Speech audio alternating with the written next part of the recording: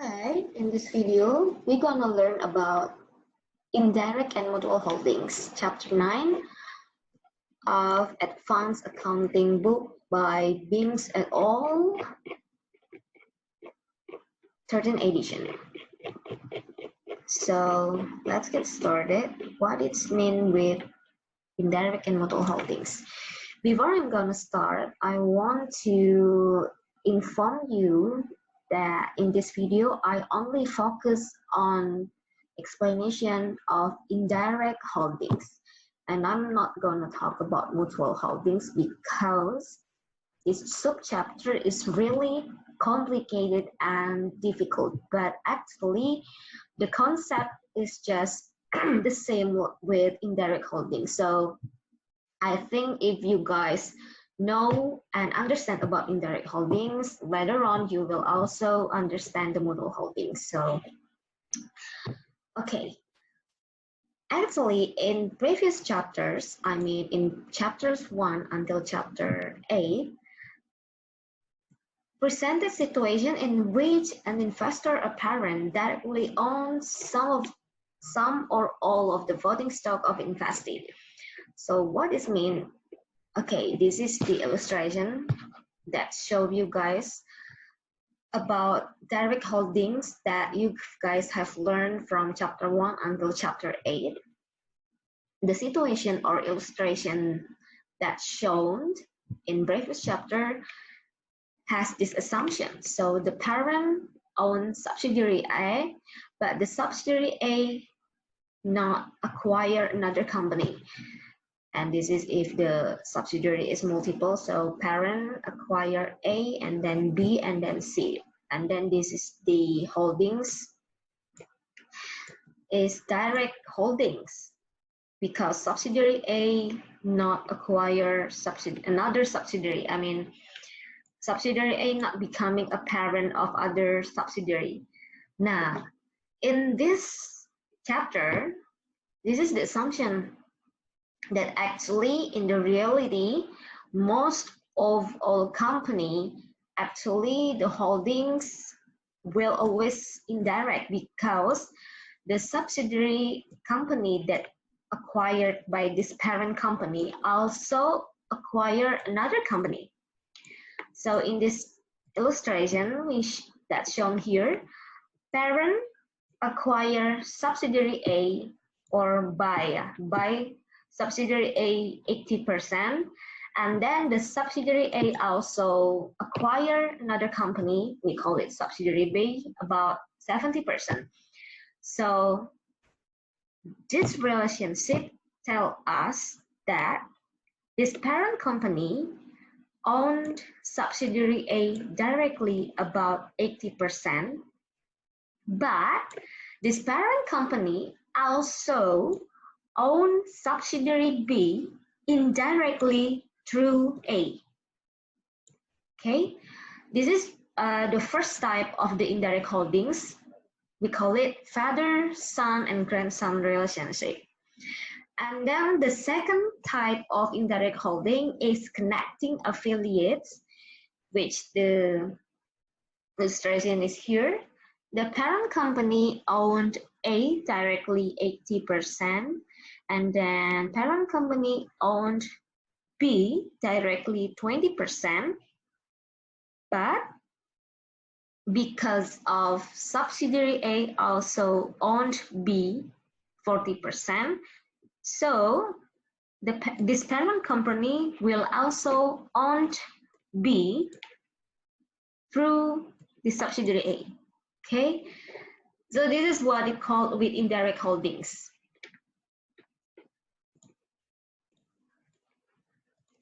And then in this part showing you about the illustration about the mutual holdings relationship. As you can see here, the parent and subsidiary owned each other. And why I skipped this chapter, because this kind of relationship involves a really complicated mathematics, a really complicated and complex mathematics. So that's why I skip it. And we only focus on indirect holdings. So what you guys will learn is actually focused on how to calculate the net income and controlling share of consolidated net income if the situation is like this.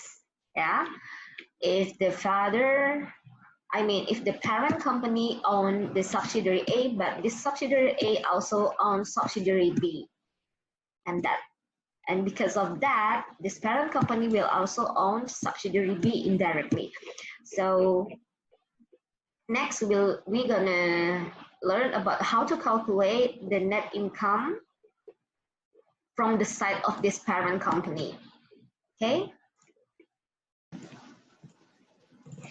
So maybe it will be better if we just jump to the example.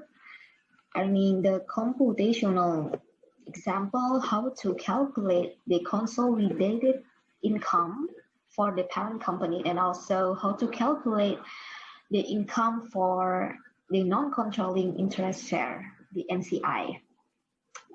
So we got this problem, as you can see here. P acquires 80% of S, and then S also acquires 70% of T. So if we draw in here the relationship of father, son, grandson here that emerge like this, P on S 80% and S on T 70%. So for the next step, you have to calculate the indirect ownership that emerge because P on S and S also on T. So it's mean that P also on T indirectly about 80% times with 70%,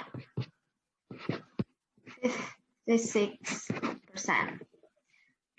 So this is the way how to calculate the indirect ownership that emerge because this kind of relationship. So the father in here is P on S, the grandson, 80%, and the son S 80%, and S also owned the grandson 70%. So it's mean that the father also owned the T. With the calculation way, just multiply this original ownership 80% times with this original number of ownership as for in T 70%, so it's found 56%. So that's the way how to calculate the ownership for the parent company. And then maybe we can directly also calculate the ownership that owned by the NCI, the minority party. So we can say this is like the majority parties, and also don't forget there are also the minority party, we call it non-controlling interest. And because P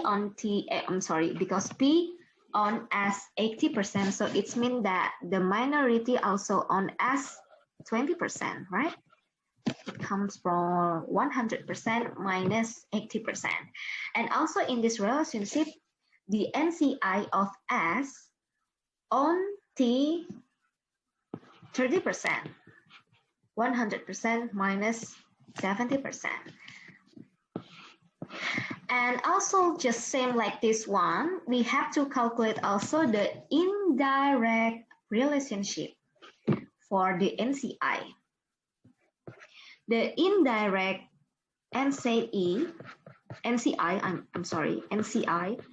the indirect NCI P to T is 20% times with 70%.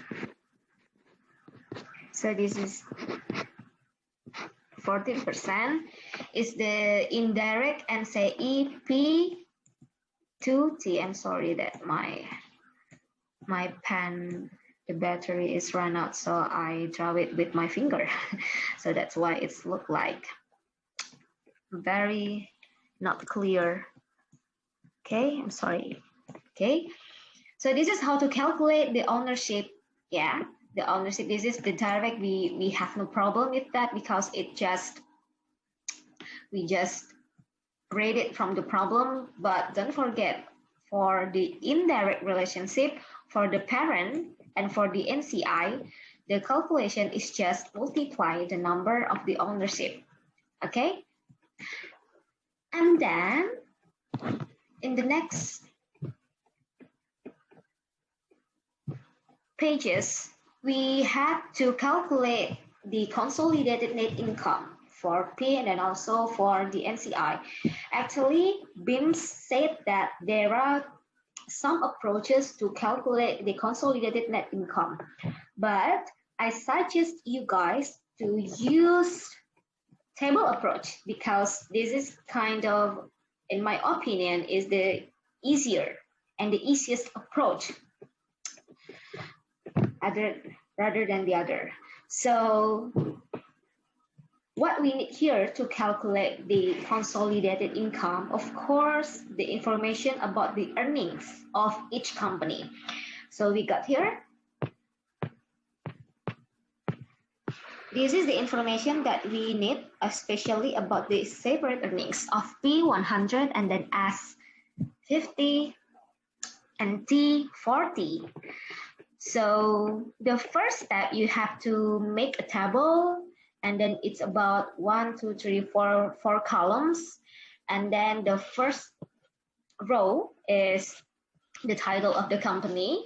And then the second row or second line is the information about the original separate earnings number for each company. We got from this information. So 100, 50, and 40. And then in the next step, you had to calculate the allocation of the grandson. So we need to calculate at the very bottom line. I mean, I'm sorry, and we will use another color. P S T. We have to calculate how much net income or earnings that T need to allocate for S. And then lastly, you have to calculate S to P. So the first one, you need to do these things. You need to do calculate allocation of T income to S. So because S on T 70%, you just multiply this number 70% with the separate earnings of T, which is 40,000. So comes this number minus 28, and then S got the additional net income 28 from T. And then finally, you can allocate S income to P because P owned S 80%. So we need to times or multiply this number with the total income of S. And please be careful, don't use the original number 50 because S already got the 28 additional number for T from T. So the 80% multiply with the final number 78. Okay, so comes this number, and then finally you got to just sum it all. The controlling share of net income for P company as the parent company, the consolidated of net income is this one, please this one, and comes this number. And take a look at this last line. It shows us the information about the non-controlling interest share, or the other words is the net income that S&T need to allocate to its minority parties. So 40 minus 28 is 12,000, and 12,000 itself is also coming from 40,000 times with 30%. What is 30%? Don't forget, the majority parties that own T is 70%, so it means that the other parties, the minority parties, also own T 30%. So this party had to got 12,000, okay? And then how about this number? $15,600.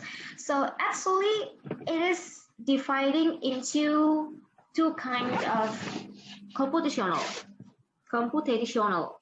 So this number is actually divided into two types of computational. The first one is the direct NCI in T. Okay. I'm sorry, I get to go back to the beginning information.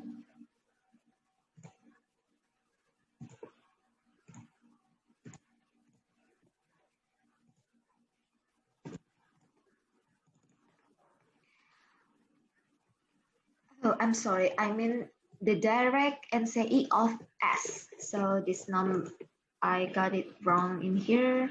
So this is not direct NCI in T, but direct NCI in S.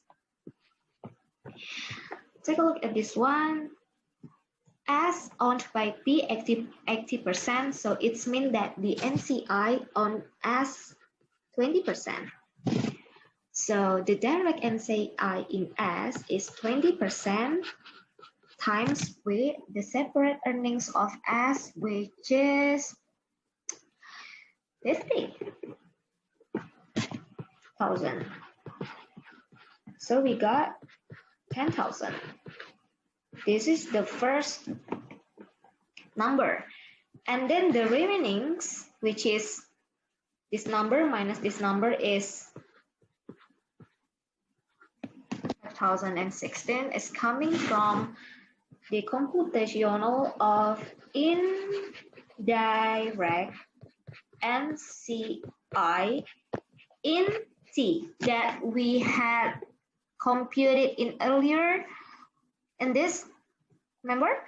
So because P on S and S also on T, the NCI out in this party also on T indirectly, right?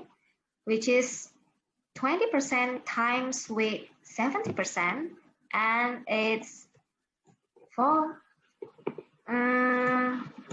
this number, 14%. So coming from 20% times with 70%, and then times with the separate earnings of T is 40. So we got the number of how much? This number, 5,600. This plus this is this. So that's why I told you that this number, the non-controlling interest share of this number, is divided actually into two types of computational. The first one is the NCI share for the direct NCI in S, and then the second one is indirect NCI in T. So that's it.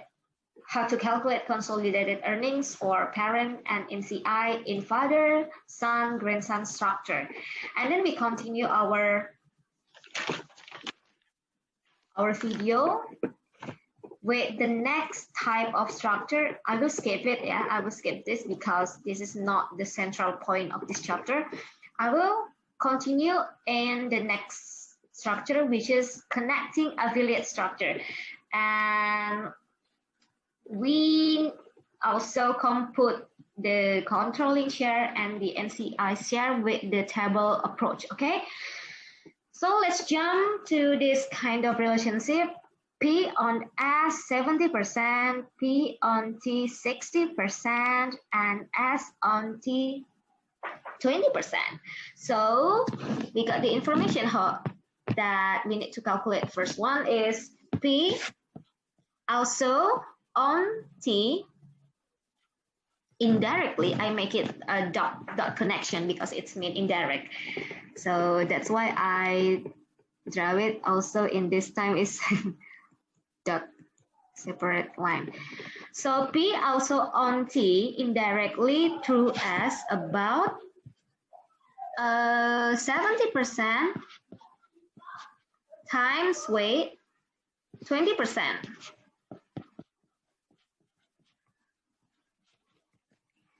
14%. Don't forget also, there are also emerge an indirect NCI in T. Okay, indirect NCI in T. So the NCI of T in here, don't forget that because P on S 70%, so it's mean that the NCI for this is on S also 30%. And the direct NCINT, look at this. There are two arrows that goes to T, so it's mean that 20 plus 60 is the majority part for this, which is the 80%. So it's mean that the remaining 100 minus 60 minus 20 is the direct NCI of T. So the direct NCI of T is 20%. So the NCI in T indirectly for coming from P is this one, 30% times with 20% times it. Not 20% in here, yeah, but 20% in here because P on S 60%, so it's mean that the NCI is 30%, and because S on T 20%, so this party also on T about 30% times with 20%, which is 6%. Okay, so please don't be confused. It's just the multiplying, not a very big thing. So, okay. We directly jump to the table in here. So, just same like before in father-son grandson, the first we have to calculate. I mean, we have to write down about the separate earnings first. P, S, and T, 70, 35, and 20. Which is the information is shown in here paragraph. And okay, this one is different with the previous one. So this is, please don't be confused. It's just the adjustment for the unrealized profit that emerged coming from the transaction of the inventory. If this paragraph, so it related with the previous chapter about the downstream upstream sales. I hope you remember. So the adjustment is just minus the number. So we got the final number of the earnings 60,000, 30, and 40. So the actual calculation of allocation income is actually starting from this line. I got to erase it because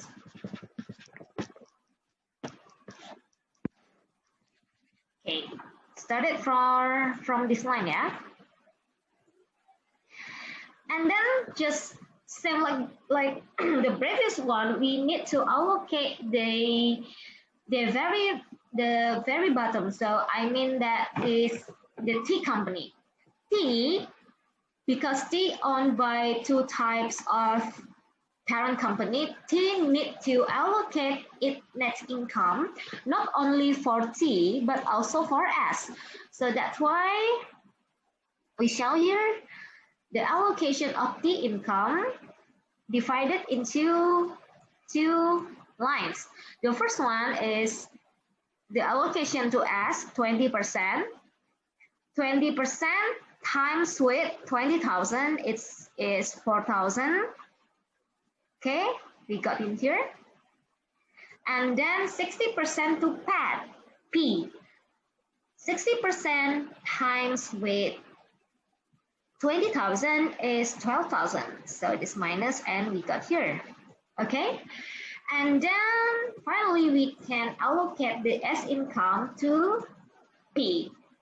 And be careful, don't use the original number, but please use the number that after S got from T, which is 34,000 times with 70, we got this number. Okay, and then just like before, we just sum it all. This is the information about the controlling share of consolidated net income. And then the remaining number that showing here in S and T, this is for the non-controlling interest share or NCI. So just also same like the previous one, I will show you the detailed computational for this number. But before that, we need to also calculate 4,000 is coming from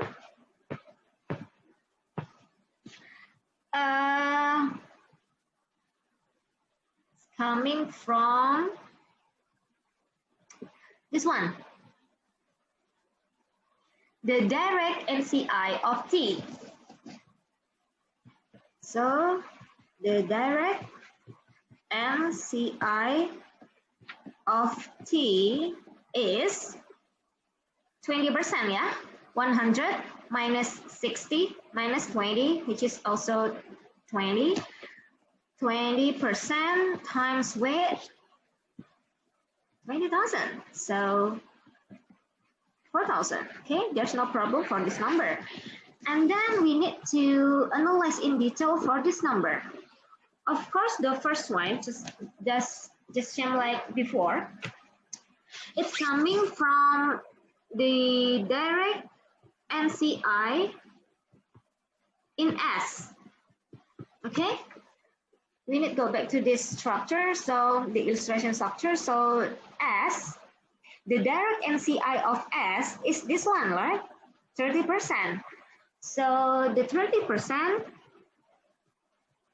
times with its original number, 30,000,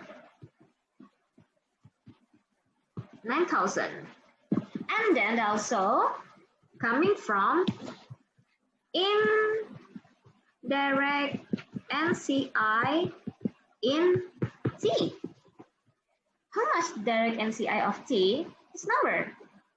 We calculated it earlier. So the indirect NCI in T coming from 30% times with 20%, which is 6%. So we times the 6% with the original number of the separate earners of T, which is 20,000. So if we total it, exactly like this number, okay? So actually it's not too difficult. The important thing is you can calculate and understand how to calculate the ownership percentage first before you got in this computational. It's just the times and then also the plus minus is only like that. But the important thing is to analyze this kind of percentage, which one is direct, which one is indirect, and also don't forget how to calculate the NCI, and NCI is also the direct NCI and the indirect NCI. So I think this video is enough, and as I said in the earlier video that I will skip about the mutual holdings, yeah? So go back in this. So I just explain about this one in this video, and I will skip it yeah, because it's kind of really complicated computational. Okay, so okay, see you on the next video. I hope this video give you a new knowledge. Thank you.